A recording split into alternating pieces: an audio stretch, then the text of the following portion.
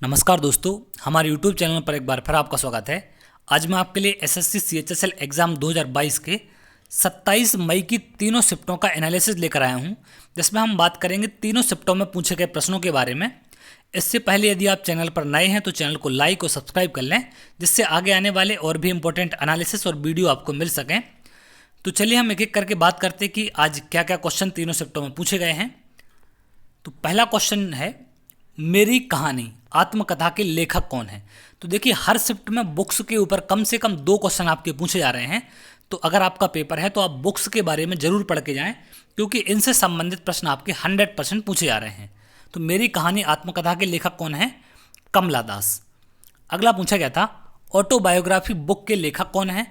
तो पंडित जवाहरलाल नेहरू ऑटोबायोग्राफी के लेखक हैं। अगला पूछा गया था, आईपीएल से संबंधित प्रश्न पूछा गया था। तो इन पर मैं वीडियो बना के डाल चुका हूं, तो आप प्लेलिस्ट में जाकर खेल या स्पोर्ट का एक आपको प्लेलिस्ट मिलेगा, उसमें आप देख सकते हैं। और एक प्लेलिस्ट मिलेगा आपको सामान्य ज्ञान का, उसमें डांस फॉर्म से लेकर बहुत सारी चीज़ें ऐसी हैं जो आपके काम की हैं एग्जाम में, या जहां से क्वेश्चन 100% पर डे पूछे जा रहे हैं। अगला पूछा गया था, आईपीएल 2021 में ऑरेंज कैप का विजेता कौन था? तो ऑरेंज कैप किसको मिला था? ऋतुराज गायकवाड़ को। ये चेन्नई सुपर किंग के प्लेयर थे।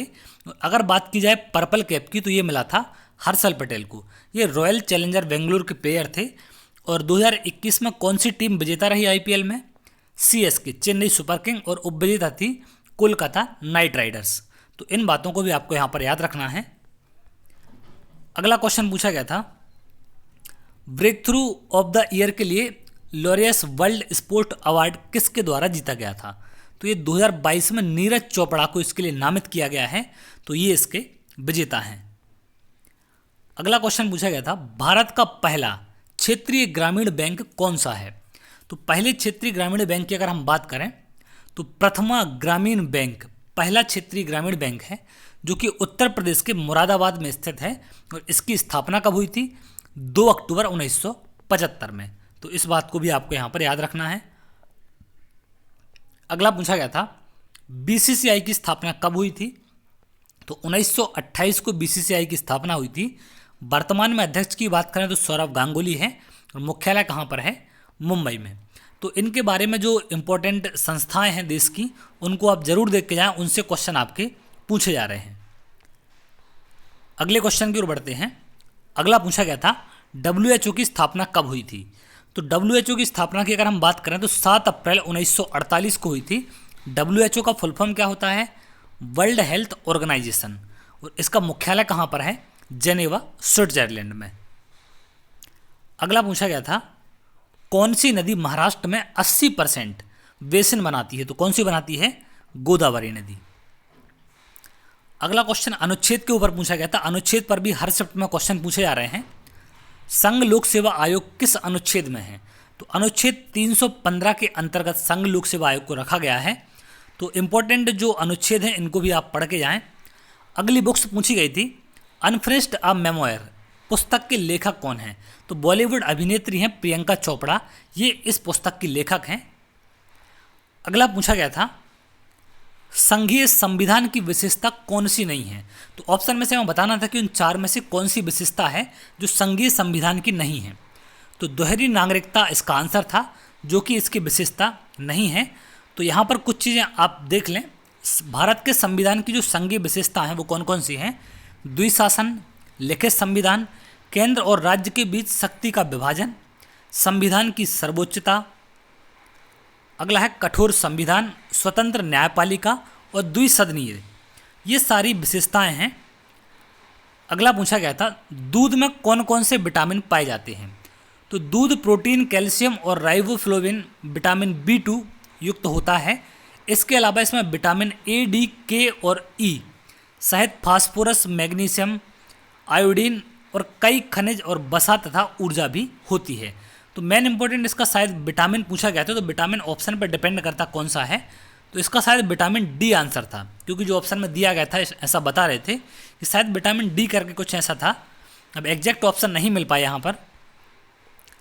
अगला नोबेल पुरस्कार पर पूछा गया था, 2021 में साहित्य का नोबेल पुरस्कार किसे मिला था? तो अब्दुल रज़ाक गुरनाह इसके विजेता थे। नोबेल पुरस्कार साहित्य का 2021 का, ये तंजानिया के रहने वाले हैं। इसके साथ साथ कुछ चीज़ें और आपको यहाँ पर याद रखनी है, नोबेल पुरस्कार से संबंधित हैं। शांति का नोबेल पुरस्कार किसको मिला था 21 का? मारिया रेसा और दमित्री मुराटोव, इनको मिला था शांति का। अर्थशास्त्र की बात की जाए तो David card, Joshua D Angrist और गुइडो डब्ल्यू एम्बेंस, इनको मिला था अर्थशास्त्र का। रसायन विज्ञान की अगर हम बात करें तो बेंजामिन लिस्ट, डेविड डब्ल्यू.सी. मैकमिलन, इनको मिला था रसायन विज्ञान का।